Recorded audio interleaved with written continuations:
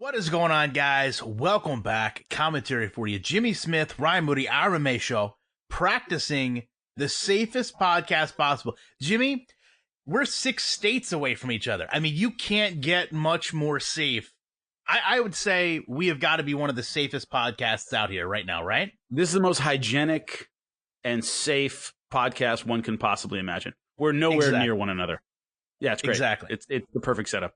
It is. We were built for this in many ways. So, all right. Obviously, you guys know by now. Dana came out and announced the next 3 events are postponed.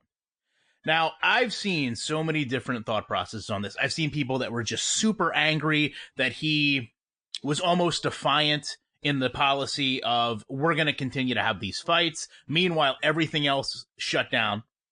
However, now that I've thought about it and I've had some reflection because this news broke yesterday, to me, to be fair, all Dana wanted to do is what I and you want to do. Just lead my life the normal way, okay? As much as humanly possible, based on the Corey, right? So we all know what we're talking about here in case this is played like a year in the future and people are like, what is this show doing? Trying to live just as normal as possible. And that's what he tried to do. He came out and said, listen, we were working within the restrictions. They had an Indian reservation all lined up for this weekend, and they were going to keep going as normal. And unfortunately, right now, it doesn't look like that's going to happen. I kind of blame you for this in a way, because as you started to say this the other week, I told you, the MMA gods listen, you didn't respond fast enough to stop talking, and now look what you did to us. So in a way, this is kind of like your fault too. Doesn't bug me at all. I can totally live with that. Totally. What we're realizing here, and we've known it for a while, but it's really in our face now. Look, when people talked to me about, oh, Dana's going to do this, Dana is going to do that, he's not more powerful than the health department. He's not more powerful than the forces that need to be aligned to make a show work. It's not just him. Can you go to native land? Sure. It's possible the tribal commissions wouldn't allow that now. They're like, hey, look, I know about Indian casinos shutting down. I know about all kinds of stuff happening. There's just above and beyond the pale of sports. And we're used to Dana White being able to push through basically anything he wants when it comes to his particular kingdom. But this is just bigger. It's just bigger than that. And what a lot of people should have realized watching the show in Brazil, which ended up being the last one for the foreseeable future, the number of people around the octagon, those are all production people. I recognize all those people. Those are people that are necessary to make the show work. They are commissioners and production people, and there are a lot of them. And that doesn't get enough press as well. People talk about, the fighters could get exposed and all these things. Also, look at all production people. A lot of people in black hats and black shirts and black pants who are supposed to stay out of the way and not be on camera, and they're always risking their health as well. And also, where the hell are fighters going to get ready to fight? Gyms are closed. My gym's closed. American Top Team, I imagine, is closed. I know my jiu-jitsu gym's closed. California, they legally closed them, meaning you can't have a gym open in California. I don't think New York either, maybe some other states. But my gym shut down in Florida. I can't do jiu-jitsu right now. Where are they supposed to get ready? You can't get ready for a fight safely. You just can't do it. There are too many people involved. You need multiple sparring partners, multiple coaches, strength and conditioning coaches, all kinds of stuff now to get ready for a fight. Can't do that now. Yeah, and for that point, as unsafe as people will say weight cutting is, weight cutting leaves you very, very susceptible to illness. You're depleting your body's immune system naturally. So, that's another factor. But I guess to that point. Has anyone else heard of fighter's flu? Or is that just an expression we use? Yeah, fighters, for people who've never fought before, we called it fighter's flu. You have a fight, and no matter what happens in the fight, I won all my fights very, very quickly. I went the distance twice. I tend to just submit guys really, really fast. The next day you get sick. Or you get you don't feel good for like the next 2 or 3 days because the adrenaline dump, all that stress, all the emotions you put into everything, you finally have that moment. And then your body almost goes like, okay, we can relax now. We've been keyed up. We've been, if you're sick before then, your body just kind of ignores it. You just fight it off. You don't notice. And then after the fight, your body, just all your defenses go down and you tend to get sick. And we used to call it fighter's flu. And I was talking to Jerry Cooney. I was doing a boxing show for Sirius last week, and we talked about it. And he didn't know the expression fighter. That's what we called it in the gym. But he goes, yeah, fighters tend to get sick after fights because your body just suddenly realizes all the stress it's been under for 3 months, 4 months, depending on how long the camp is. That's a real thing. Yeah, and people deal with weight cuts differently. I mean, there's fighters I've seen that'll start to lose their voice, through a weight cut. It's strange how cuts actually affect the human body differently to everyone. One point I did want to go over, because you had kind of briefly touched on it. I don't think, unless someone's ever been involved in a camp, they understand the depth of people the UFC needs. There's a full media team for your social media, the videos you watch, the vignettes. There's a full team that puts the packages together that you see. There's a full team of makeup. There's a full team of ticket handling, family, get this person's, child where it needs to be, monitor people in the back. The amount of people they need to run a show, just from the athlete standpoint, is massive. Not to mention the nutritionists that come in, camp-specific people. I don't know how they were going to function with a 10-person restriction. To the fan, when we look at it and we see, okay, who do you really need? The two fighters, right? The two guys are going to go at it. 2 corners, maybe 3 corners. So that easily hits you, and the ref, right? Oh, we could easily still do this. No, you can't. You have to have a ton of people at one point in order to make this work. I was amazed. So no cameraman? Yeah, no sound? Yeah. No Exactly. A2? Nobody helping out. That doesn't count commentators? Like, forget it. I was amazed. Hmm. I was amazed last night that if you think about it from that perspective, WWE had Monday Night Raw with a limit of 10, and they were able to put matches on. That everyone that you're allowed to have in a room is in that room simply to do this. I understand, like we talked about in the beginning of the show, the sense of normalcy, the wanting to get things where they need to be, but do we really need to be putting that type of stress on anyone? I mean, the human element of this is very real as well. This is people's employment. They could seriously look at this and say, hey, the limit is 10, but do I want to put myself in that situation? Do I want to be around these people? They don't really have that choice. So ultimately, and people go back and listen, I for one point would say we are a little bit more pessimistic and passive to things. And to a way I still am. Like I said, I just want to live my life. If it affects me, it affects me, but I'll deal with that when we come to that bridge. I don't know that it's going to affect me just yet, outside of, dealing with it the same way everyone else is.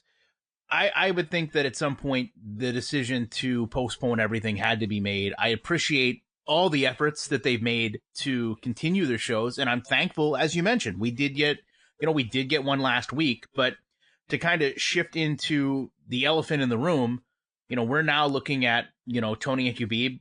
This is going to be the 5th matchup in years and years and years. Dana has been very, very outspoken that this one will go on no matter what, no matter where.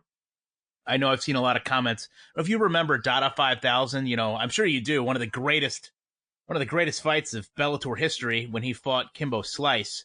He had a bare knuckle tournament that, he cited would be, not legal, and they were going to put it on a battleship. They referred to it as Battleship 1. It never actually happened that way, but a lot of people have said, hey, you can get on international waters and do that. You, for example, deal with Titan Fight. Titan Fight puts some of their weigh-ins on a beautiful boat. So, it's a joke to some, but it's a very realistic probability that this fight could be done by land or by air, I guess by sea or by air, right? Here's the deal that I don't know if enough people appreciate. It's all fun and games until someone gets sick. Like, this is all kind of fun. It's all kind of light. Oh, they'll do it on a boat in international waters. They'll do it in the Arctic. They'll do it in Antarctica where there are no cases, or it's too cold for the virus to survive. Or, it's all kind of a comic book until one person gets this virus. Because the nature of this virus right now is, you could give it to a lot of people. Imagine if a coach at ATT gets sick. You know how many people they're exposed to in a day? even if they're not, because what you're saying is if these fighters get ready, that means they have camps. That means they're around people. That means they have sparring partners. That means they have this. All the things to get a fighter ready are happening too. They're not training by themselves in a dark room, right? It's not them and a coach hitting pads. It doesn't work that way. They won't be adequately prepared. So this is, once again, kind of academic. It's all something we can talk about until one person gets ill, until one person's mom or dad gets ill. Right? Because that's what it's all about. Like, we can all joke about today, what are they going to do? Khabib, Tony, hey, I'll throw out all these ideas. This show in Brazil, how you're saying, we got one last show and all those things. We don't know if anybody on that show got sick yet. Might not know for a couple weeks. Might not ever know who got something and gave it to somebody else, but we don't know. That's the difficult part of this, is we're finding out now who are giving this thing out can be asymptomatic for a long time, not realize they have anything. So that's kind of the tipping point. This is all kind of what if, and hey, maybe they could do it here, and there, but you have to expose a given number of people to danger to make this fight happen anywhere. Even if you find a place that could legally do it, you're exposing people to danger doing this anywhere. And that doesn't go away. If we can get past the fans, and I'm one of them, there's just, I'll be honest, there's a little bit of selfishness here. This is something that I want so bad, right? And I'm willing to overlook some of the ramifications others may have because I want it. Okay, I think that's where a lot of people are. Maybe they aren't willing to admit that. Maybe that seems very self-centered and wrong. But at the same time, this is a fight I've wanted to see for a while. But I will also take kind of what you said there and say, I want to see this fight, but I don't want to see it just to see it, right? I don't want to see it somewhere where it doesn't make any sense. I don't want to see it somewhere where, you can go back and say, man, that wasn't the performance that I wanted. Over the past number of years, we've done this with a lot of fights. This one in particular, we've built it into something very, very grand, very, very meaningful, and very, very special as to who is the best in the world. That's what this is going to come down to. Who is the best? The two guys that we think are the best are going to fight, and we're going to know who the actual best is.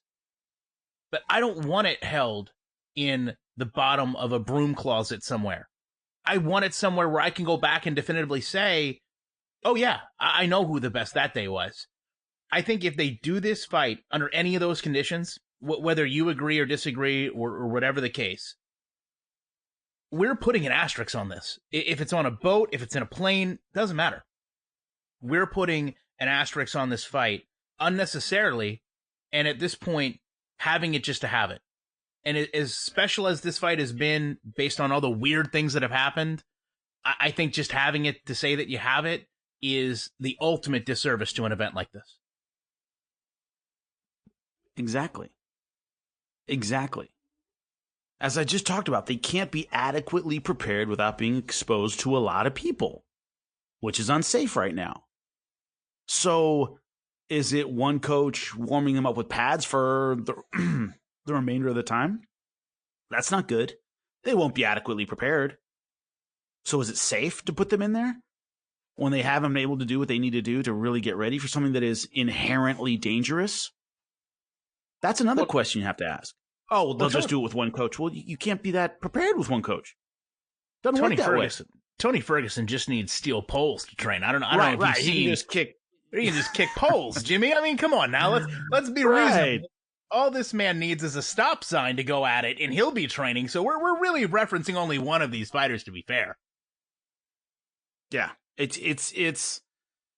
But that's the idea that, well, they could just do this. Well, they could just do that. Well, they could. You and I pointed out for the Brazil show, a lot of the fighters seemed flat. They seemed flat. Now, I'm not saying they were physically prepared because they had a long time to get ready before kind of the fit hit the shan everywhere. But there was certainly an effect that all this has on somebody.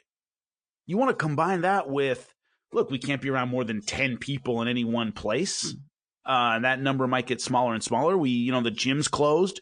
Normal training partners aren't around. We can't travel in, guys. We would normally travel in to work on a style like this or an opponent like this. Yeah, can they put in everything? Will we get a fight that realistically reflects what these guys can do? Because this is one we've been waiting for a long time. Do you want to spend this currency when they are maybe not 100%, maybe not even close? Agreed. So here's what we're going to do. We have some gears in motion to help tide you guys over. We've got some concepts we're working on. In the interim, though, down in the comment section, obviously, we're not going to do pre-fights for fights that aren't going to happen just yet. But if you want to leave some questions, now we're not going to do what we did before where we just open it up to 200 questions. We need you to look in the comment section, pull a question, thumb it up, and the next couple days, we'll go back through, we'll pick, the top 5-6 questions, and we'll throw some videos up for you guys. Just doing what we can do, try to pass, I guess in a way, try to pass the time, right? Entertain you guys a little bit and deal with our own scenarios here, which gives us, it's a blessing and a curse. We have more time to record, right, Jimmy? We have nothing to do but sit at home at our computers and figure out ways to entertain you.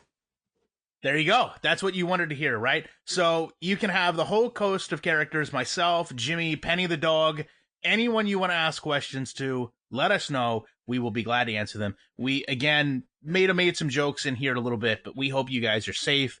We hope you guys are healthy. You're taking care of your family. You're washing your frigging hands. That's the most important thing. Don't touch your face, your nose, all that stuff, right? Follow the restrictions that are in place. Very simple restrictions. It's like you're 5. Just wash your hands. Don't touch your face. Don't eat things off your face. Leave it be. Everyone will be okay. Until then, we'll be back with more commentary, and we appreciate you guys checking this out. Everyone will be okay. Until then, we'll be back with more